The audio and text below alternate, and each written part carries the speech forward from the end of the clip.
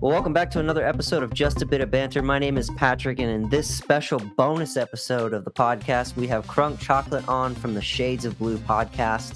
If you don't know, Shades of Blue is a U.S.-based Man City podcast, and I am very excited to have him on and talk about the chaos at the bridge that we experienced last weekend. So buckle up.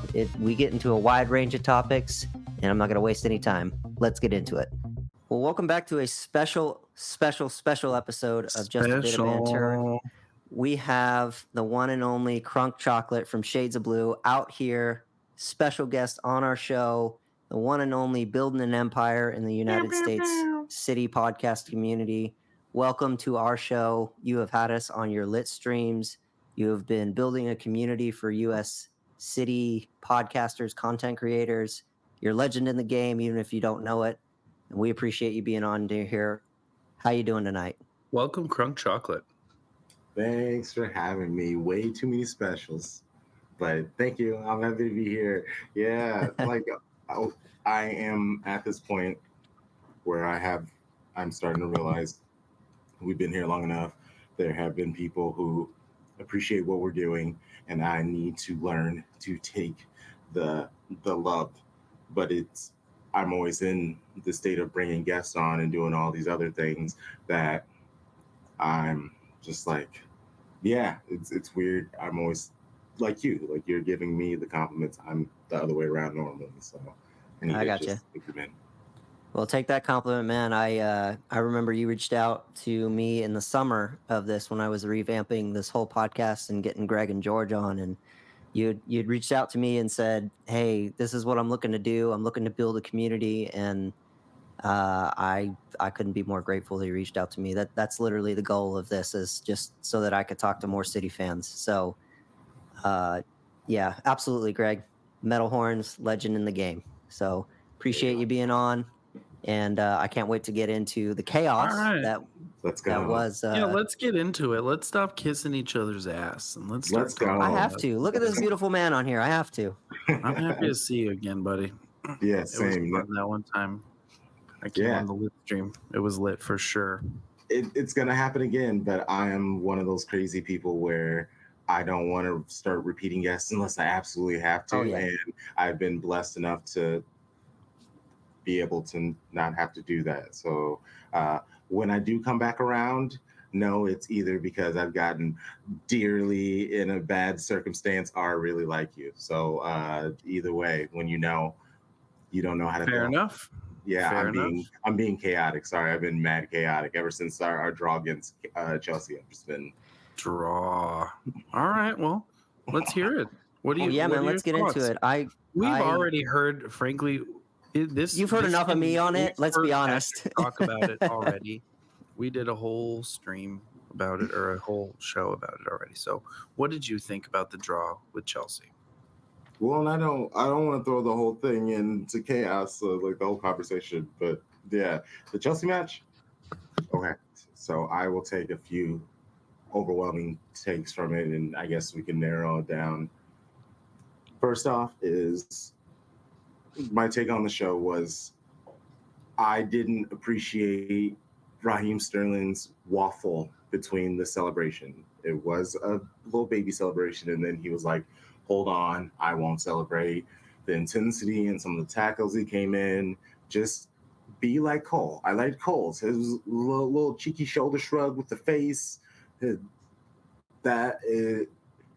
We know where Cole stands. Raheem's still trying to keep like a foot in the City Dome. Like I still love and all that stuff. I don't like that. Just, you're at Chelsea now. It's fine. Everybody else, Zinchenko said, Partey's better than Rodri like a while ago.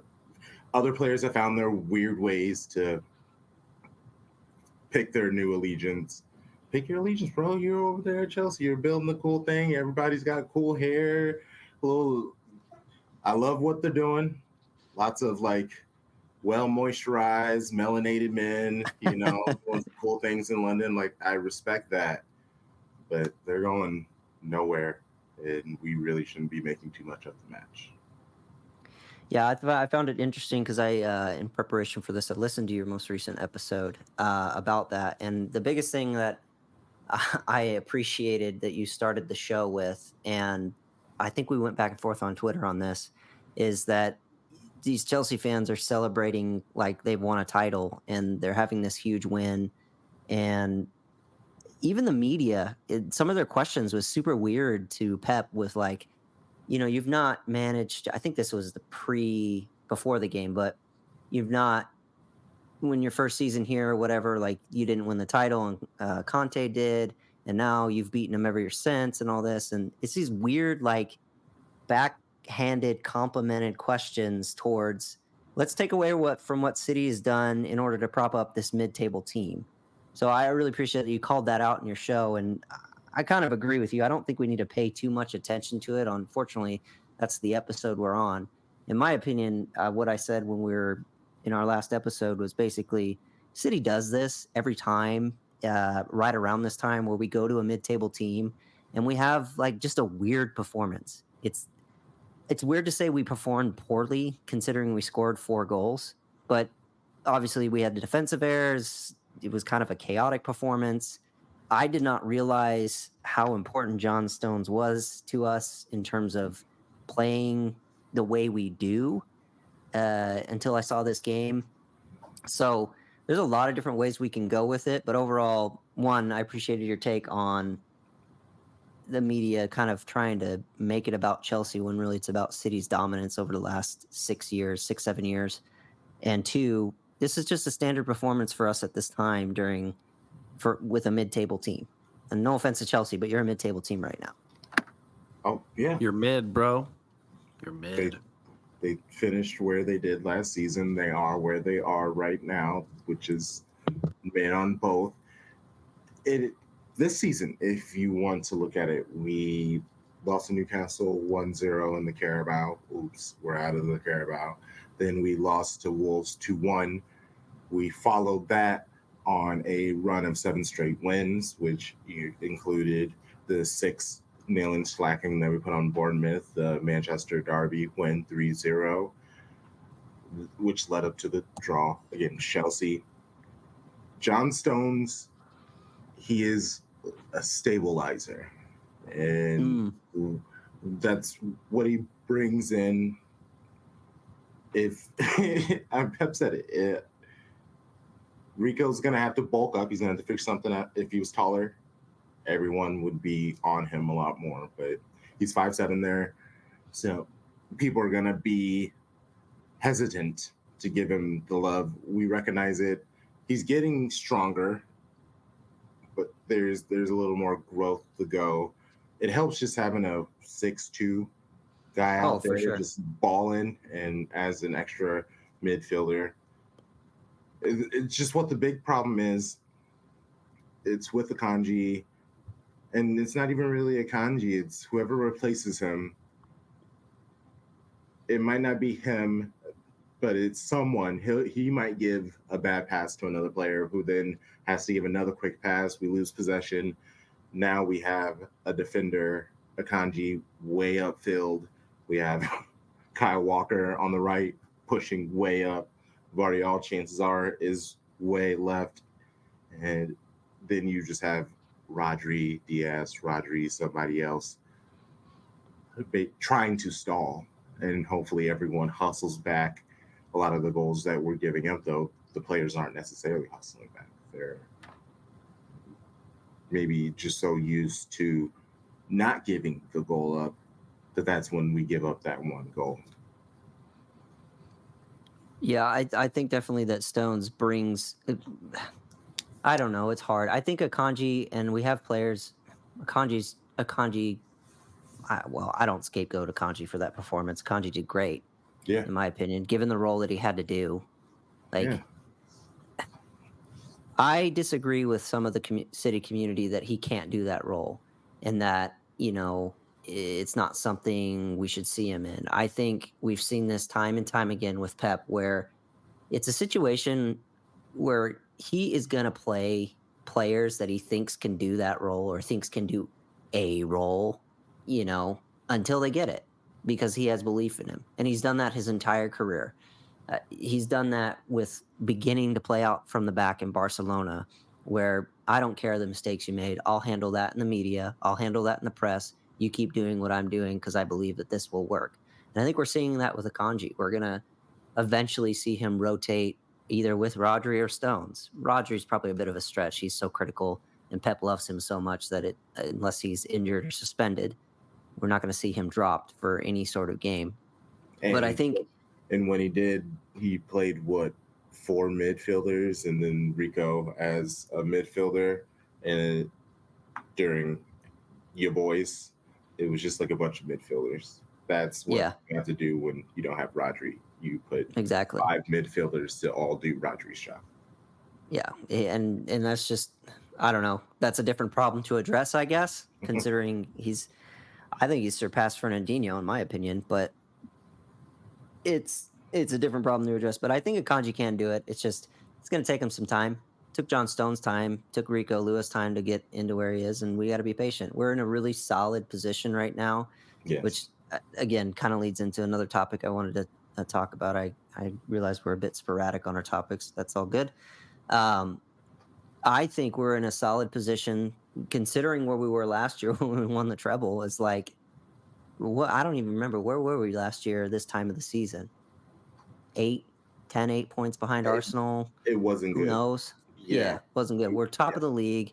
We went away to the Stamford Bridge to a Chelsea team that's getting players back. It's kind of Matt, the guest we had on from Beltway Blues last episode, was, you know, obviously very encouraging to the Chelsea side, and rightfully so. I mean, there are certain things that it's starting to click with Reece James back in the squad, some of their injured players coming back in. Yeah. You can see the performance is increasing, and I'm all for it because I really don't have that much of a beef with Chelsea besides giving George.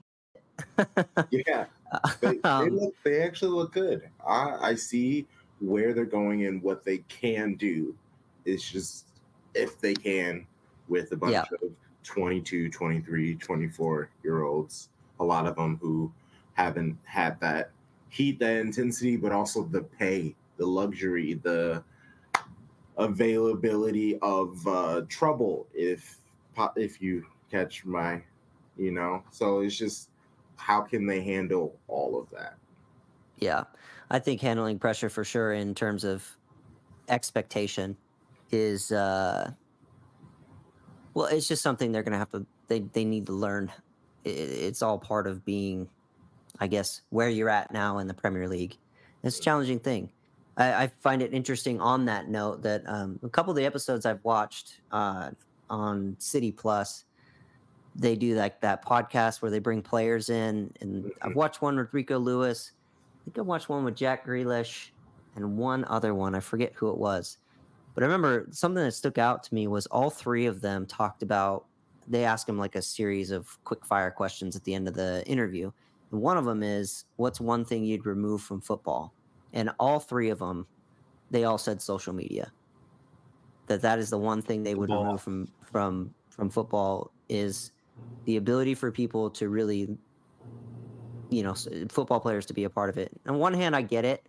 Like, they're paid a lot. They have this great job. They have an amazing career that, will set them up for the rest of their lives. They'll make more money than probably all three of us combined ever. So sometimes we're a little bit, well, that comes with the job. Deal with it. You're making all this money. But at the same time, I think it shows a very human aspect to it where we as fans can be very harsh on them and don't really understand the ins and outs. And I'm not saying us here necessarily, because I've talked with you on Twitter plenty of times about some of the ridiculous opinions we've seen online, but I just find it very interesting that is something people would take away because of, frankly, the abuse people get for just not being perfect all the time. Yeah, it's wild out here.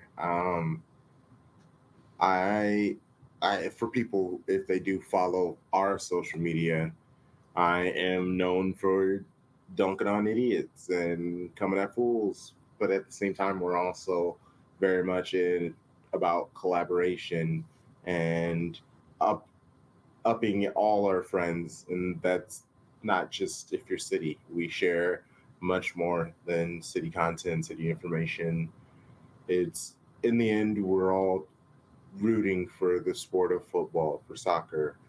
And that's where I start with most people. And you can kind of just build there with their stuff like that. Whenever I post on their social media, I'm always trying to be the supportive, responsible one. Even when I put our show together, I very much wanted to make sure we talked about men's and women's sport. We call our Man City women our baby blue baddies. That's the nickname that we have for them. We are doing a Manchester Derby watch along for them this weekend. Hell yeah, dude. We have a segment for them in every episode. The international break is coming up this week. Half our episode is going to be Manchester women. The other one is going to be mailbag episodes from Shady Gang that have sent in questions.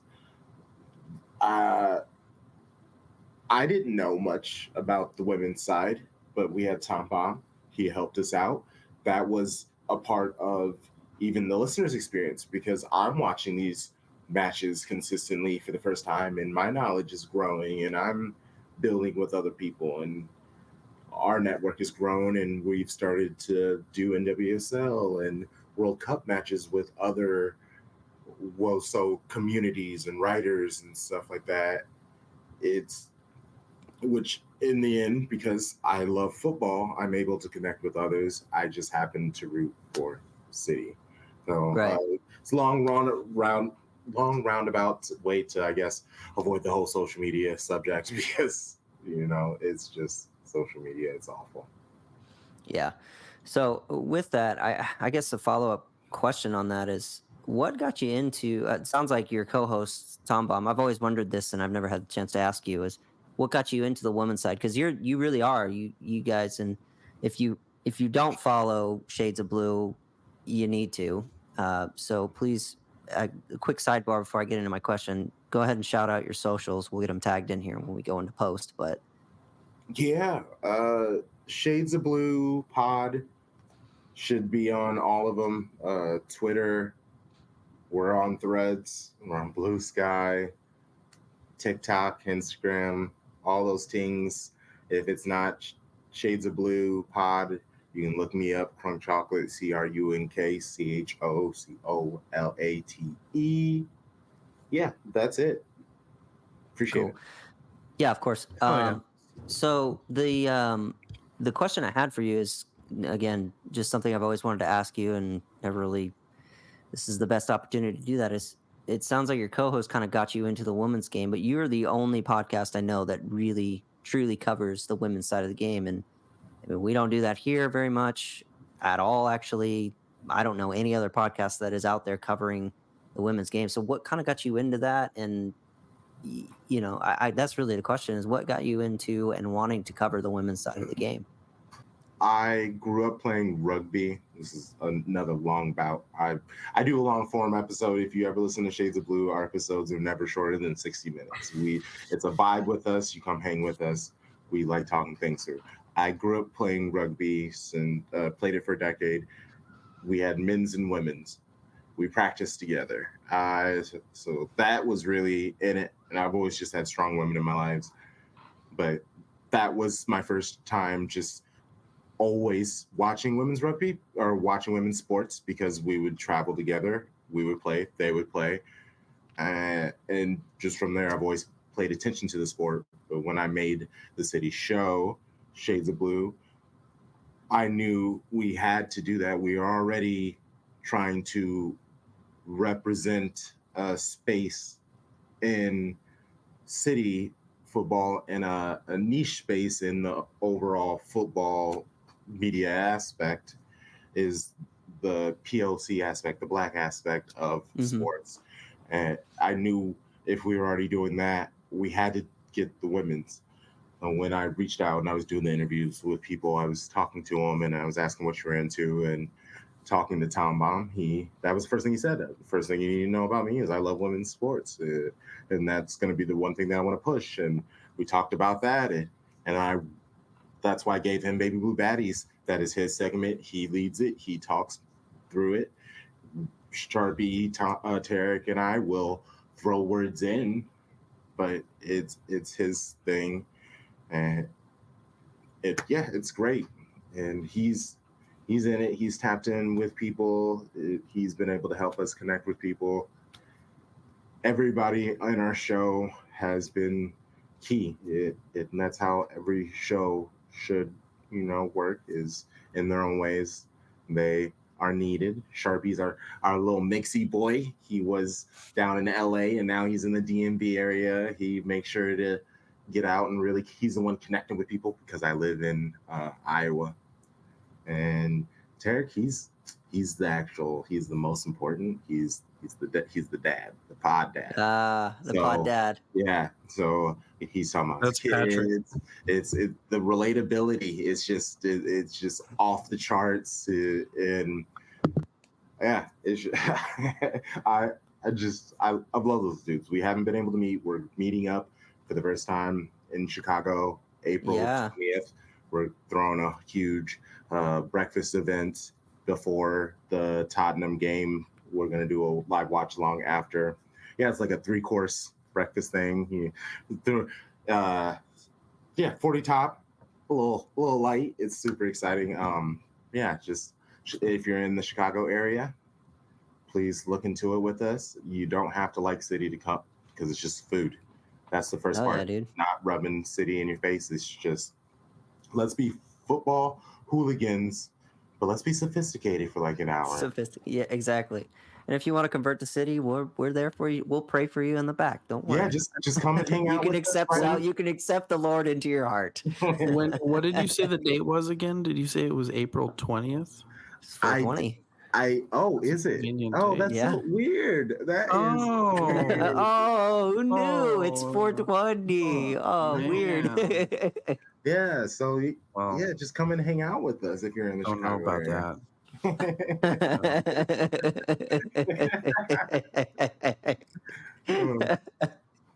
Oh man.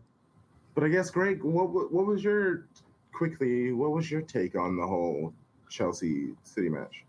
Well, to be perfectly honest with you, I didn't really get to see too much of it. I kind of watched a few highlights before the last show, but based on what Patrick and George were talking about, well then let's do this.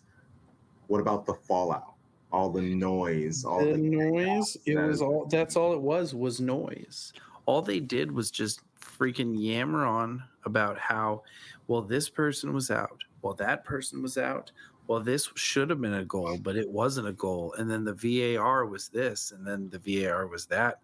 And they were, and to be fair, Patrick was kind of backed into a corner because it was just him and the Chelsea. It was George and the other guy who was a Chelsea supporter. Oh yeah, okay.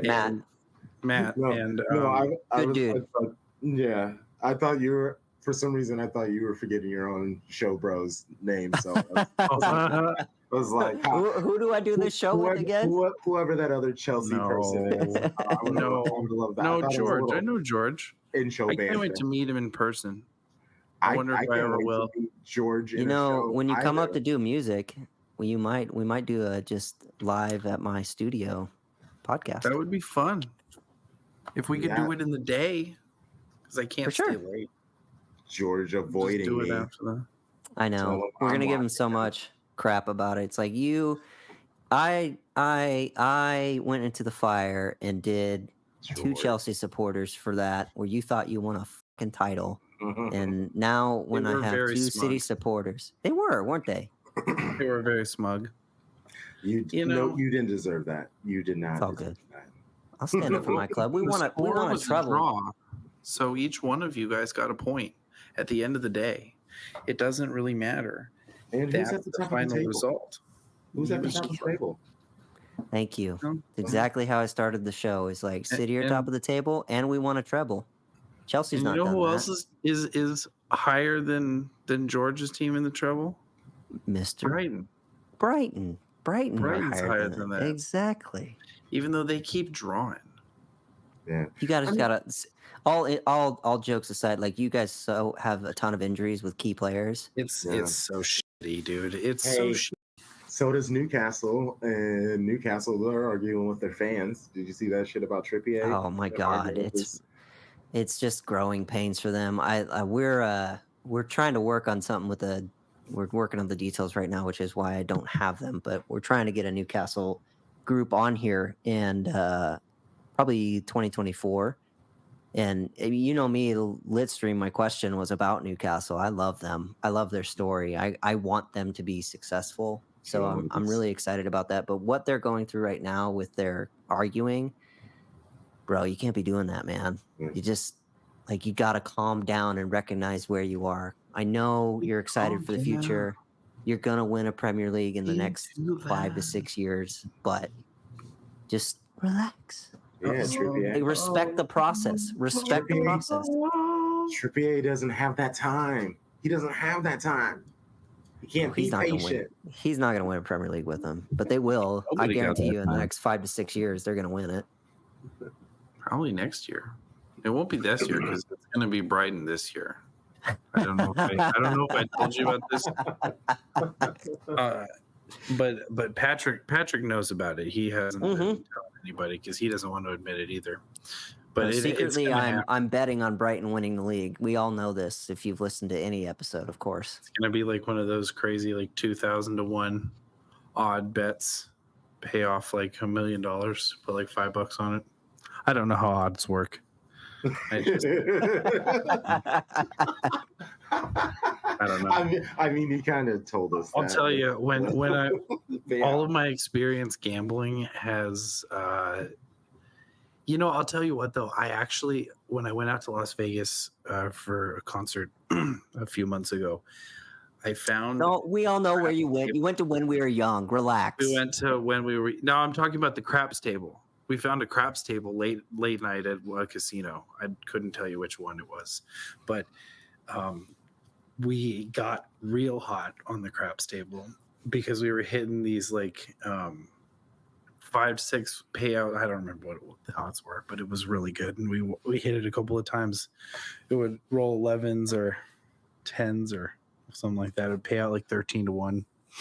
We put $5 on it.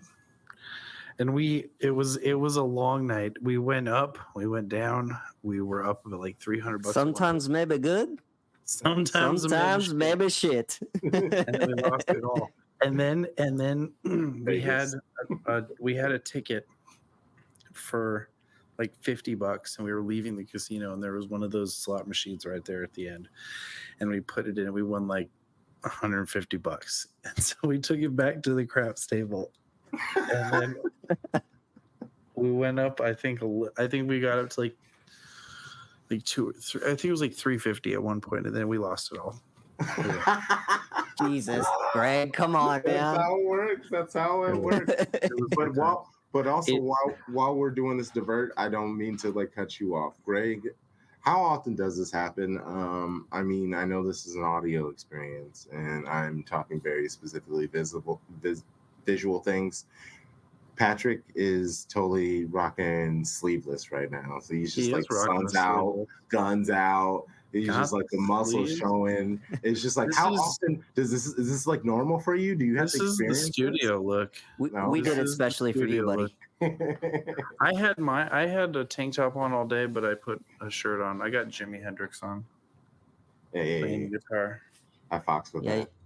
Yeah, usually it's actually a city jersey that I'm wearing, but I was like, we're going casual this time. Hey, I like it.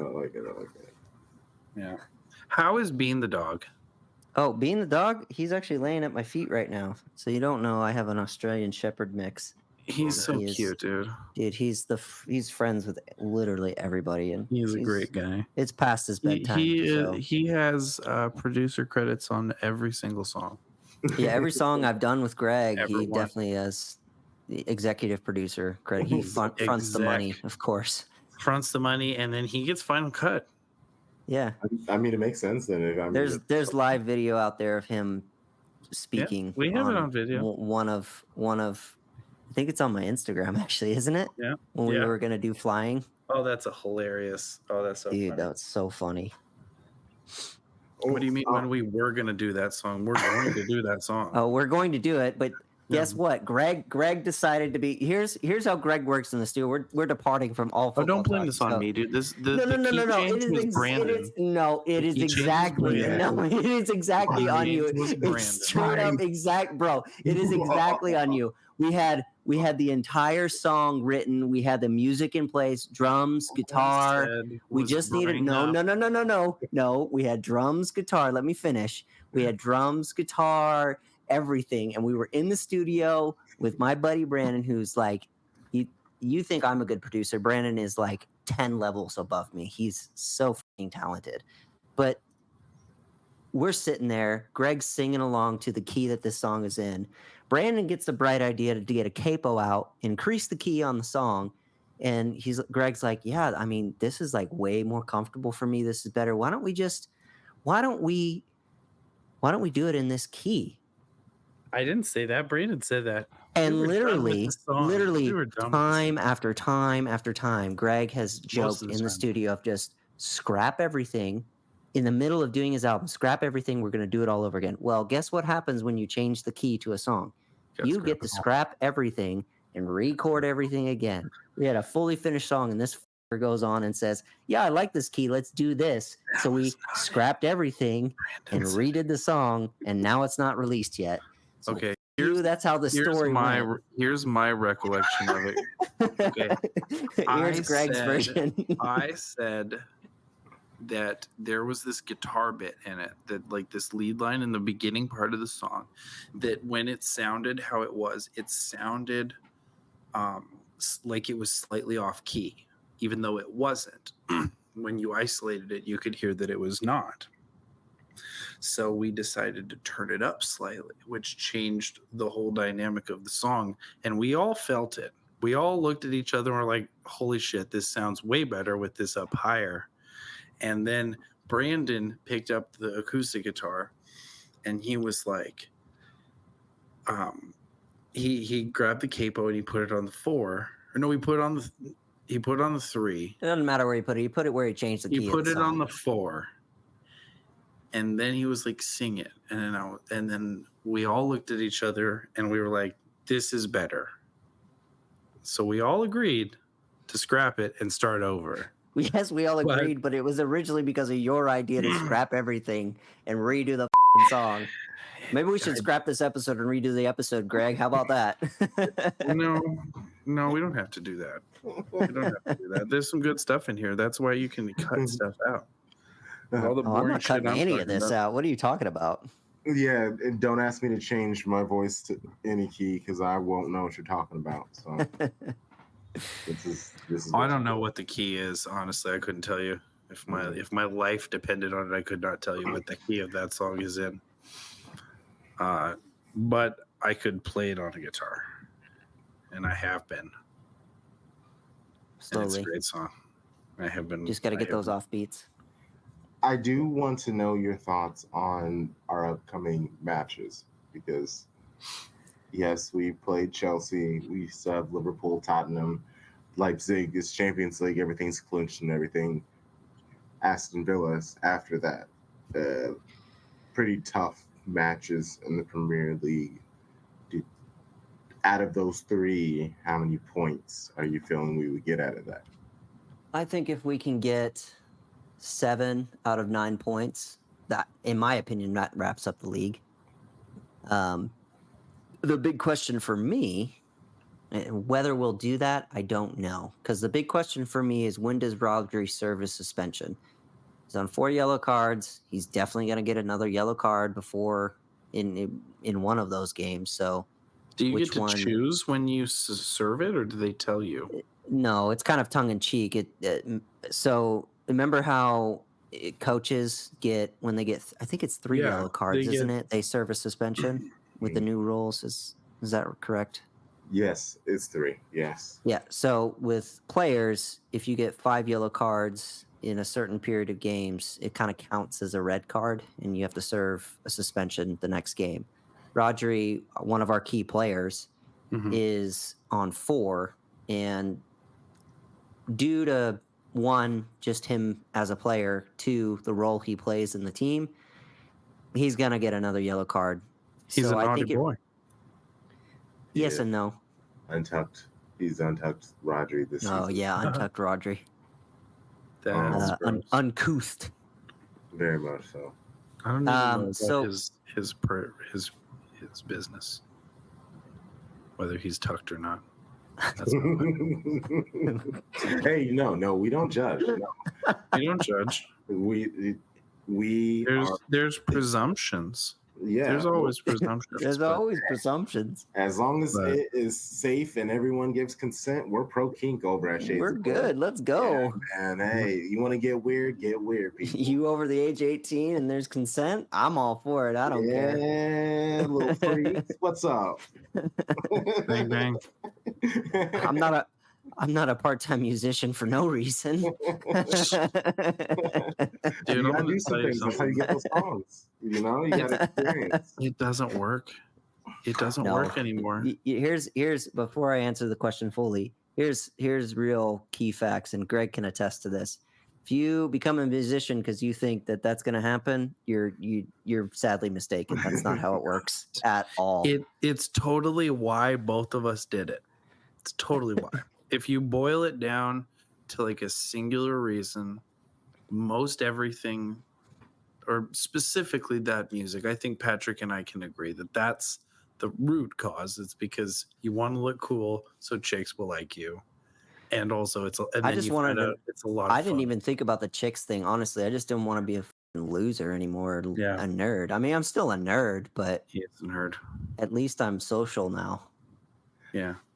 What Well, I mean- everybody doesn't know is most of the famous people nowadays are gigantic dorks. They just Yeah. have, the things that can hide it. But yeah, you ask them, you get them alone and not pushing their thing at the moment. They're talking about very dorky things. Oh yeah, 100%. Like, especially in the 100%. metal scene. Like metal scene, they're all nerds. Oh my Just God. Take it from one that knows. My That's what I bandmates did. are so nerdy. Yeah. They Yeah, have. They 'cause they're all play metalheads.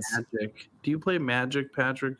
No, but Oh my I'm a huge God. Star They Wars play nerd, Magic. and I like love Star Wars. I was into Yu-Gi-Oh when I was growing up and Oh, shit. God. So yeah, That's funny. Yu-Gi-Oh.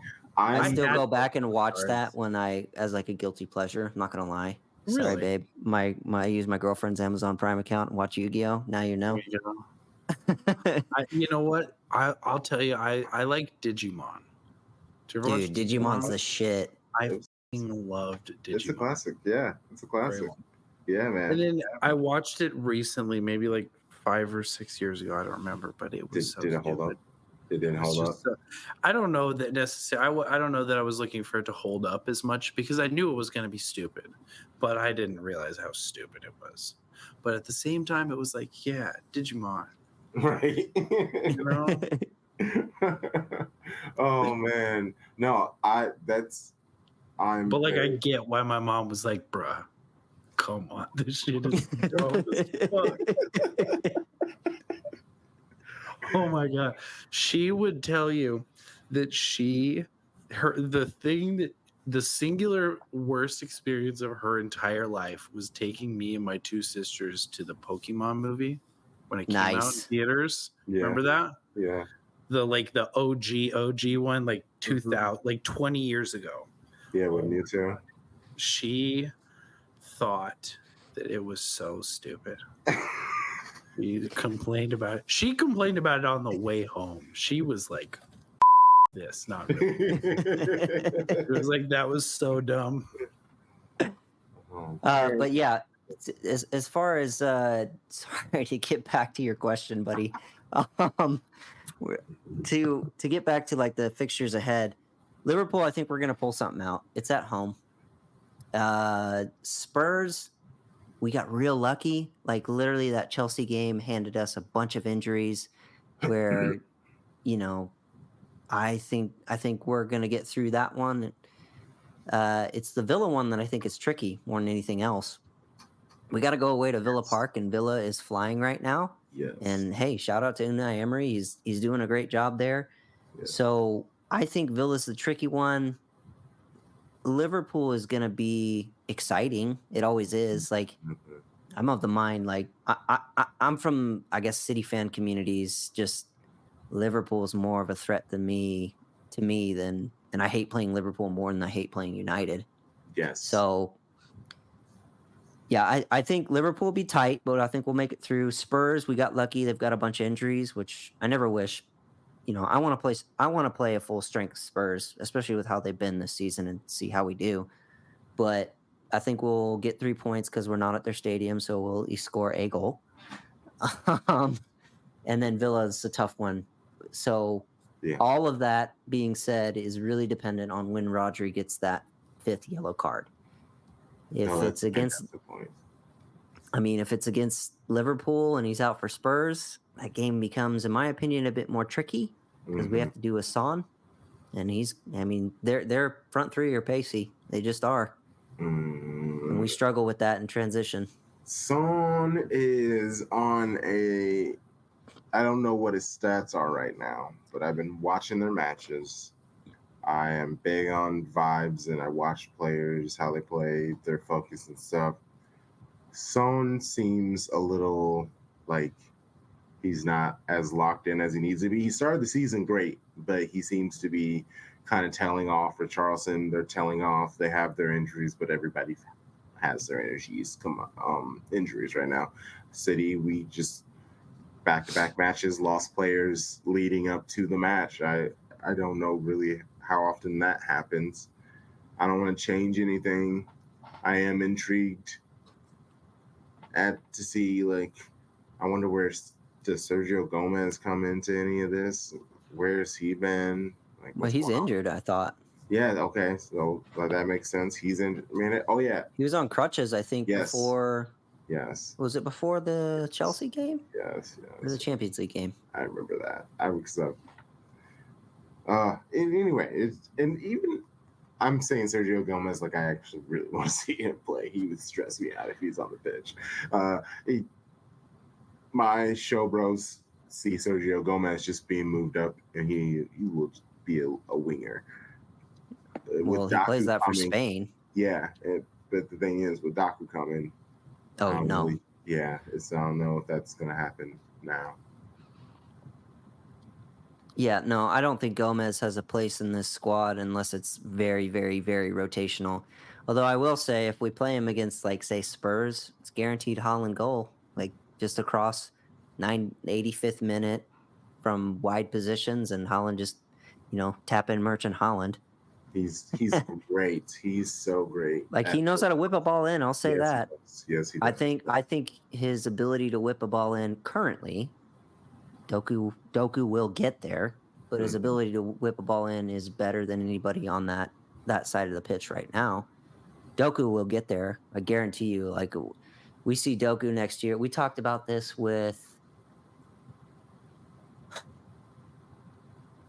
Who did I talk? I think I talked about it with Hollywood Kipex when we had them on, or maybe it was just back and forth. But once KDB comes back and he's able to feed balls through to Haaland and Doku with their pace, I really do think we're going to see a whole different side of City, and I'm very excited for it coming because very excited. Doku's revolutionized that left wing, and it's been so fun. That Bournemouth performance, you mentioned it. That Bournemouth performance is really the Doku show. Let's be honest. And I'm excited to see him, how he further develops and what Pep does with him because I think he's everything that we wanted Sané to be in terms of coachability and desire to work hard in a way Sané wasn't necessarily. Yes. Yeah, no, I agree. I want him to pause a little bit more. I think that was kind of this was a Grealish match against Chelsea. Oh yeah. I would in hindsight I get it. Yeah, for sure. But I think maybe it's just a confidence thing. I won't take down. I love Daku, obviously. He's going to be the future of it. I don't know how I feel about his ceiling. I see where it can be, and I see why people are tying him to the people that they're tying him to. I just kind of, I want to just wrap him and just watch over Protect him. him. Yep. Yes, I'm just very 100%. mindful Like, and wary about him because we've seen it time and time again with melanated players and how it starts off sweet and it gets real scary real quick. And we saw it with Sterling. Let's be honest. yeah, Like, for everything that happened in that Chelsea game, like Sterling deserves to cook at Chelsea. He, yes, his he time at does. City had ended, Mhm. but we saw it. Like, Sterling is one of the most polarizing players for no reason Mhm. in the Premier League. I don't know why. He's great. I wish Sterling would have stuck around at least one more season to hang out with Holland, because I think that Holland Sterling combination would have been nightmarish. And I think Like, it would have been better for his City career to go yeah, out in a potential high with yep. Holland. But if he goes to Chelsea following the treble win, it's such a different story for him. Mm-hmm. But yeah, no, I totally agree. I think we need to protect Doku. I think, look, did he have the best game against Chelsea? No, but he was also going up against Reece James, who's, I mean, I want him at City. If he wasn't such a Chelsea boy, I'd take him at City to replace Kyle Walker. No, Like, he's that good, in got my opinion. he's got the Stones injury problem. We don't need too many more people with injury problems. He's very Agreed. talented, but he can't consistently stay on the pitch. I don't want Agreed. it. I don't want That it. being said, Chelsea is a different team when Reece James is in the Oh, squad, and 1,000%. we've Yes. seen that. Yes. And you saw that when Doku went against him. And Doku, as talented he is, we can see there's a lot of rawness to his game, Yeah. which is very exciting. I love it. I love the chaos that he brings. I can pick any performer, even Fulham, where he himself has said that that's not really his best performance. It's so exciting to see a winger take on his defender and do what Doku is doing. And Bournemouth, he got 4 assists. It really should be two goals and 3 assists. Mm-hmm. Yeah. Is that it went off Kanji's back, but like, you can see the potential is there. I 100% agree. We need to protect him, and he's due, just like, in my opinion, Ruben Diaz is due. He's allowed a bad game given how he's come into the squad. He's allowed to have a bad game, especially him. How old is he? 21? And he's about to turn 22. Okay. If he hasn't already done it. But 21 years old, and he's doing what he's doing. Like, give him time. And the only, just give him time. Relax. His ceiling's there. Even if he doesn't reach his ceiling, he's going to be a fantastic player. It's exactly what we need right now. Him and Grealish, like, I've gone on this. Like, my barometer on your ball now, on anyone on Twitter's ball knowledge right now, is if you do the Doku Grealish comparison. If you do, I don't pay attention to you, because if you can't see what's happening with Doku and Grealish in this City side, your ball knowledge is like kindergarten level, less than a kindergartner level. So he's a perfect signing. He's exactly what we need. And shout out to Tiki Bergerstein for making that, because he's 100% what we as fans want to see and what this squad needs. Yeah. I love him. All more success to him. Yeah, I'm just not a big on comps type of person anymore. That is,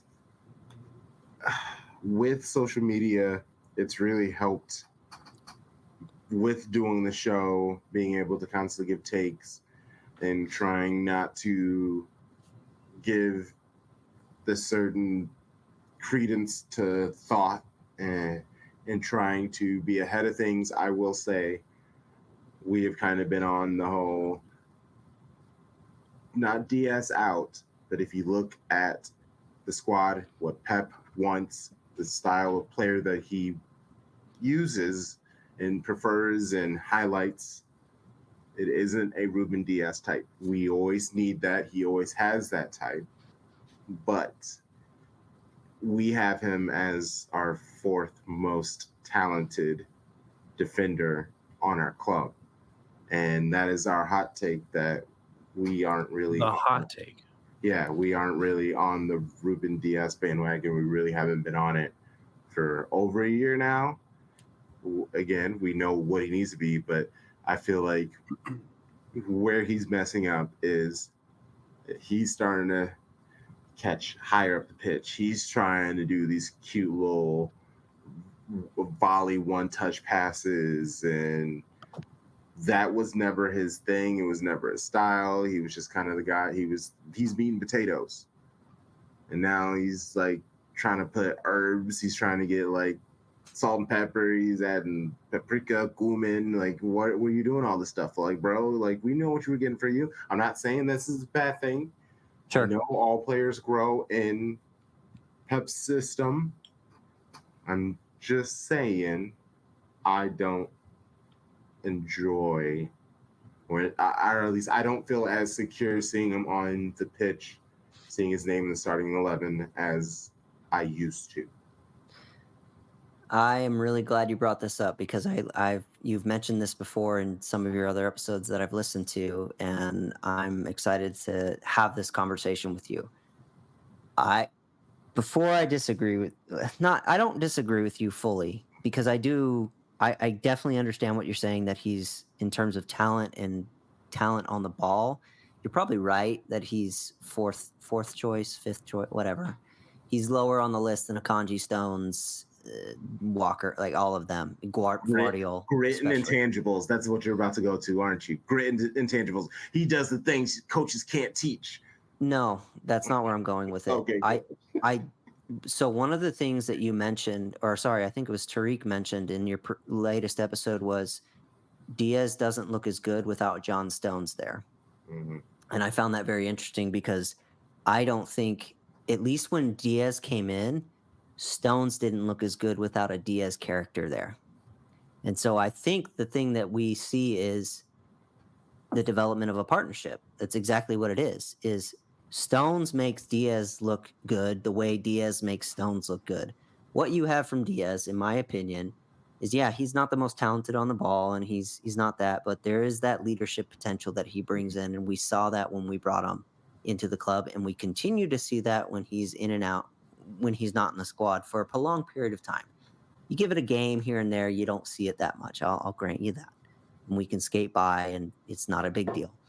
But when he's out for a prolonged period of time, there is a certain assuredness and a certain leadership that Diaz brings that's different than Vincent Kompany brings, in my opinion. And to be fair, I wasn't around for the prime years of Vincent Kompany, so I can't speak a whole lot to that. But there is a definite assuredness and a definite leadership quality that Vincent Kompany has that I maintain he should be the captain of this football club.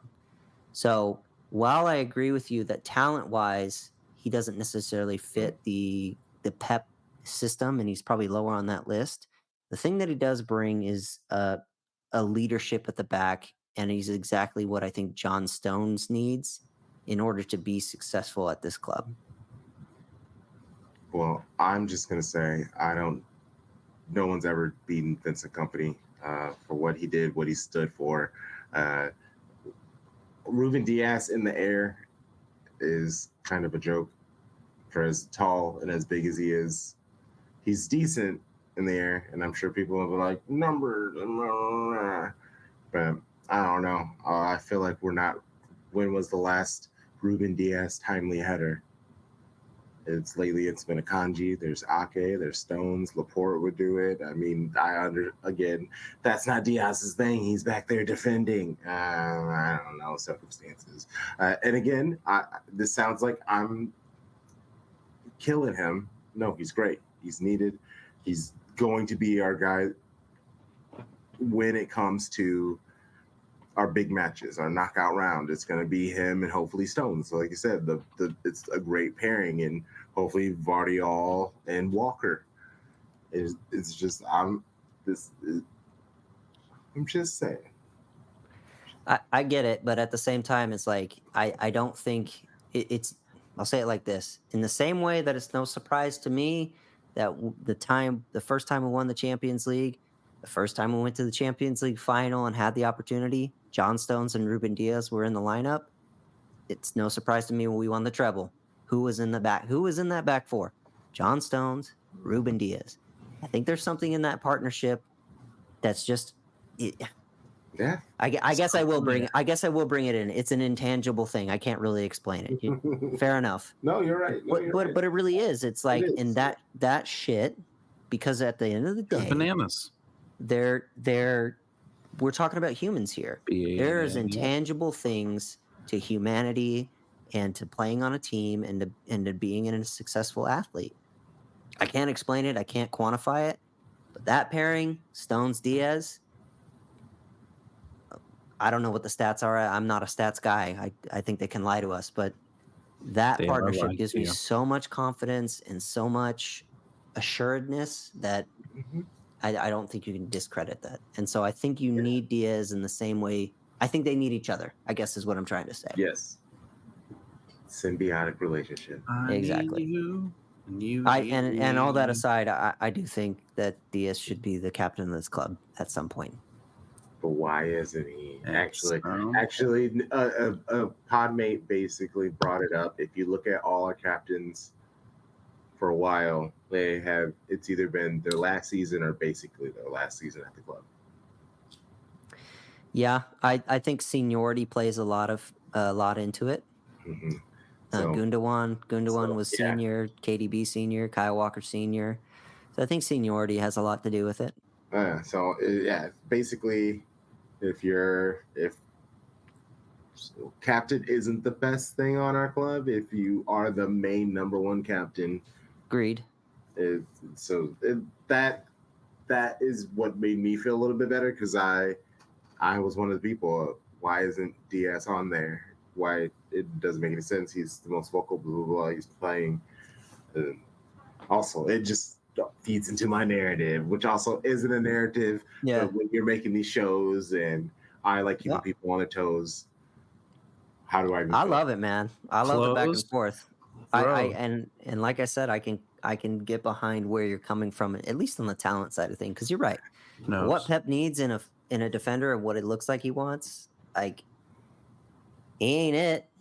I mean, he won't do that. He can ping a ball occasionally, but yeah, he's not going to distribute like John Stones or Laporte. Ake is a better one-on-one defender. Just slide into those spots, block those balls with your face and your stomach and your legs. Bro, you can't I'm sorry, you can't discredit that block against Bayern Munich in our run to the Champions League. That shit was amazing. How am I discrediting it? I literally just said what he did. But I get the way that I'm saying it, and because of what I said before it. I don't know. I contain multitudes. I can say that this person is fantastic while also being like, hey, when you talk about a complete player, we just happen to have more players that I think are complete. They just I get what you're saying. Okay. I'm tracking with you now. I'm tracking with you now. In terms of a complete player. Okay. Yeah. Okay. Then yes, I get what you're saying. 100%. In terms of a complete player. Yeah. 100%.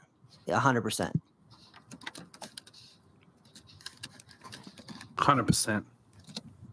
100%. Cool. All righty. Well, I think that that's gonna probably do it for us here. If everyone, Mr. Crunk Chocolate, do you have any final thoughts for us here? And also, please don't forget to shout out your social media one more time. I did that once. I appreciate it. I want to say thank you, Greg. Thank you, Patrick, for having me on. You guys were fantastic hosts. I feel very welcomed here. And it's just always nice to kick it with people outside of my show. So thanks for having me on. Hell yeah, my friend. Awesome. Don't forget to follow the show here at Banter Pod on Twitter, Instagram, and go follow Shades of Blue. Listen to their podcast. It's super interesting. They got all sorts of interesting people on. They got their lit stream going. It's a good time. It's a good podcast. Banter on, baby. There we go. Banter on. He even got the hashtag in there. Look at this guy. Let's go. Look at this guy. Come on. Gotta get you over. Hell yeah. Well, thank you everybody for listening. Thank you, Crunk, for being on. It's a pleasure to have you on the show, man. Seriously. I know sang your praises at the start of this, and I'm going to sing your praises at the end of this. What you're building with U.S. content creators in the city community is nothing short of amazing, and we all appreciate you out here. You're an inspiration to me, and you're the reason I want to get more guests on this show. So really appreciate you being on here, spending an hour with us. I know it's late where you are. Make sure everybody please go follow Shades of Blue. It is Shades of Blue US, correct? Shades of Blue Pod. I changed it to Shades of Blue Pod. Got it. Shades of Blue Pod on Instagram, Twitter, all social handles. They do a lit stream every Thursday with various guests. If you're into women's soccer, they do a segment every show about that. Make sure you follow them. And as always, this has been Just a Bit of Banter. You can find us at BitOBanterPod on Instagram and Twitter, and the Tick and Talk. TikTok. My name's Greg. My name's Patrick, and this has been Crunk. Why don't you wrap it up for us, buddy? And you know the vibes. There we go. Thank you very much. All right, everybody. Have a good one. Stay safe. We'll see you in the next episode. Bye. See ya.